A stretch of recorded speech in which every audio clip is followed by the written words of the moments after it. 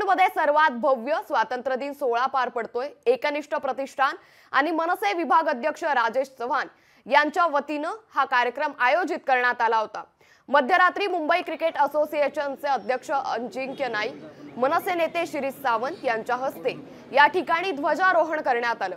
यंदाच्या वर्षी भारतानं T20 वर्ल्ड कप जिंकला, त्याचा देखावा या ठिकाणी साकारण्यात आला असून भव्य वर्ल्ड कप ट्रॉफी विजय रथ तयार करण्यात आलाय।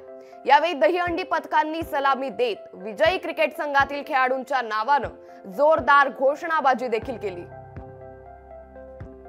आजचा आपला स्वातंत्र्य दिवस आणि आपल्यासाठी एक आनंदाची आणि अभिमानाची गोष्ट देखील आहे की यंदा आपण 2020चा वर्ल्ड कप देखील जिंकलेला आहे आणि त्या वर्ल्ड कपचा अनुभव, त्या वर्ल्ड कपचा आनंद आपल्या देशप्रेमी नागरिकांना मिळावा म्हणूनच आपल्या भारतीय संघाने ज्या विजय रथामधून आपला भारतीय संघ मुंबईमध्ये फिरला होता त्या विजय रथाची प्रतिकृती या ठिकाणी उभारलेली आहे। तसेच वर्ल्ड कपची प्रतिकृती देखील या ठिकाणी उभारलेली आहे, ज्या प्रतिकृती समोर आपले नागरिक या ठिकाणी खूप आनंदाने या ठिकाणी फोटो काढत आहेत। ते आनंद, स्वातंत्र्याचा आनंद मनसोक्तपणे आज या ठिकाणी घेत आहेत।